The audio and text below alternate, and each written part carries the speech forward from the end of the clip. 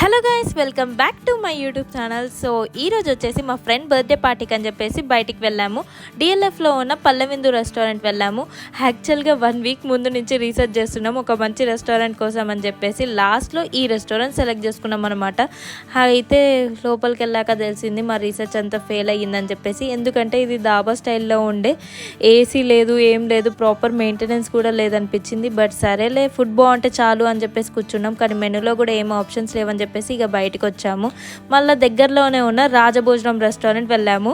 ఇక్కడ అంబియన్స్ అయితే సూపర్గా ఉంది. అసలు అనుకోకుండా ఇలా కొన్నిసార్లు మంచి ఆప్షన్స్ సెలెక్ట్ చేసుకుంటాం అనిపించింది. రీసెర్చ్ చేసి దానికన్నా ఇలా అనుకోకుండా వెళ్ళిందే బెటర్ అయ్యింది అనిపించింది.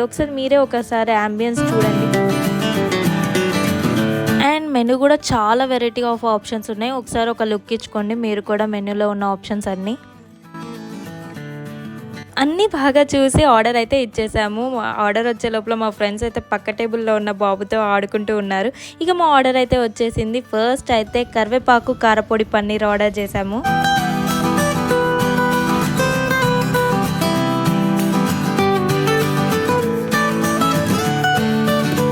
ఇంకా దీని టేస్ట్ గురించి చెప్పాలంటే నాకైతే సూపర్గా నచ్చేసింది. ఫుల్ స్పైసీగా డిఫరెంట్గా ఉంది. టేస్ట్ అయితే చాలా బాగుంది.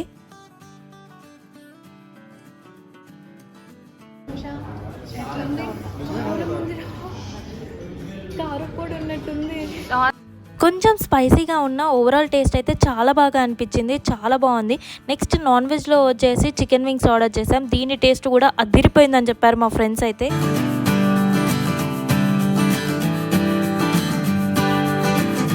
నెక్స్ట్ వెజ్ స్టార్టర్స్లో వచ్చేసి ఆలు కార్న్ టిక్కా ఆర్డర్ చేసాము. ప్లేటింగ్ అయితే సూపర్గా ఉంది. అసలు చూస్తుంటేనే చాలా టెంప్టింగ్గా అనిపించింది. ఇక టేస్ట్ చేయటమే బాకీ ఉంది.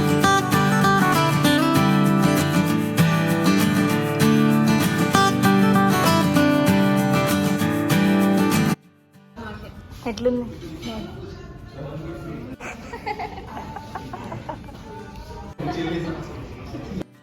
నీహా అయితే టేస్ట్ చేసింది, చాలా బాగుందని చెప్పింది. ఇక నేను కూడా టేస్ట్ చేశాను అనమాట. నాకు కూడా చాలా బాగా నచ్చేసింది.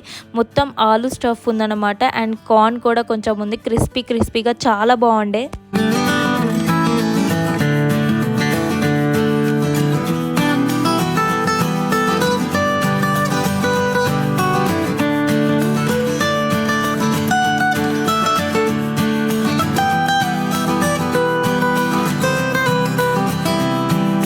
నెక్స్ట్ మెయిన్ కోర్స్లో వచ్చేసి నాన్ వెజ్లో అయితే చికెన్ దమ్ బిర్యానీ ఆర్డర్ చేసాము.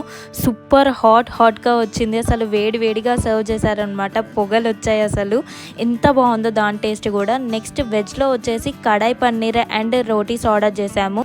అండ్ బటర్ నాన్స్ ఆర్డర్ చేసాము. కడాయి పన్నీర్ క్వాంటిటీ అయితే చాలా తక్కువ అనిపించింది. అండ్ టేస్ట్ కూడా పెద్దగా నచ్చలేదు మాకు ఎవరికి. ఫుల్ స్వీట్గా అనిపించింది.